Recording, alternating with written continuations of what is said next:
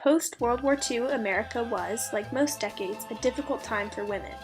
Many who had worked in factories or who had taken up jobs left vacant by men fighting in the war were suddenly pushed from their positions and expected to become the idealized docile domestic housewife when soldiers returned home. Though a fair amount of women remained in their jobs, about one-third of the American workforce in the 50s was made up of women, those who did were paid far less than their male counterparts, and even more went back to their positions within the home.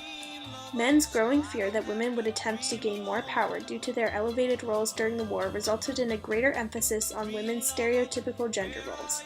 This fear came to fruition in the forms of advertisements, TV sitcoms, and popular music. A place for everything. That sure helps around my kitchen. Everything in its place. That's easy. With my Frigidaire cold pantry. But there's nothing like new blue cheer to get them clean and white. So clean, so white, you don't need bluing or bleach. This frail creature strikes her typewriter keys about 40,000 times a day. Spaces 7,000 times. In Father Knows Best.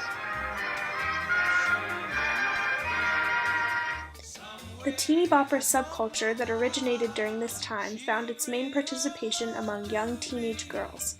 Faced with oppressive standards that dictated that a young woman's goal should be to find herself a husband while remaining virtuous until marriage, many adolescent girls repressed their sexuality and desires and felt the pressure to conform to what society was telling them. Teeny bopperism is important because it is one of the subcultures that most clearly reflects these societal norms and how girls dealt with them.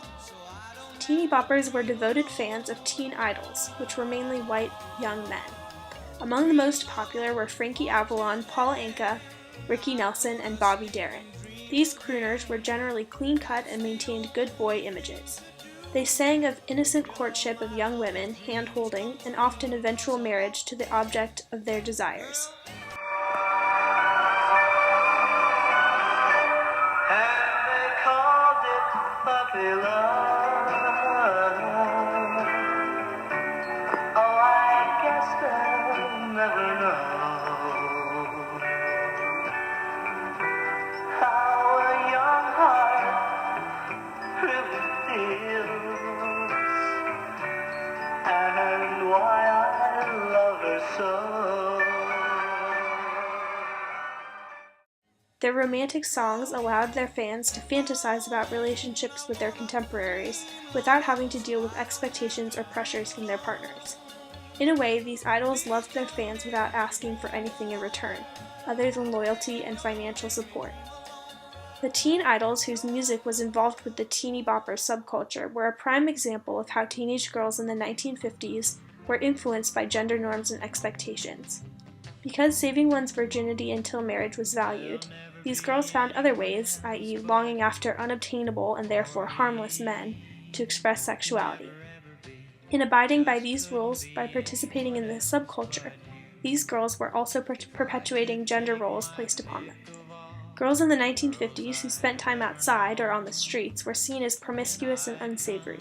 Membership of the teeny bopper subculture simply required a record player, some records, and perhaps some magazines that featured some of the teen idols. So, girls could essentially be a part of this group without having to leave the home and risk their reputation and safety. And by staying in the house rather than going out and exploring the world, these girls sustained the presumption that they would remain in the house until their adult lives as mothers and wives. Furthermore, the role of female teeny boppers was very passive, simply listening, reading, and watching things related to the producers of the music, while the males, the idols, represented the active role. Again, this dynamic contributed to the girls' concept of what it was to be a woman in their time. One of the positive aspects of this subculture, however, was that it provided girls with the opportunity to identify with a group in an otherwise identity-troubling time. These girls were not young enough to be children and yet not old enough to be women. The teeny bopper subculture allowed them to be a part of something that quelled the uncomfortable feelings caused by being in between two major age groups. In conclusion, while one should look at teeny bopper culture without judgments placed on its members or creators, it is also important to approach it with a critical eye. Elements of sexism and gender norms can be found in almost every element of the music, the advertisements related to the music, and the performers themselves.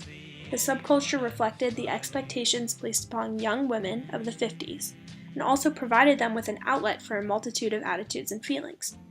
In that way, teeny bopper culture is dangerous in its perpetuation of old standards, but valuable in what it provided for many young women across America. Girl, to call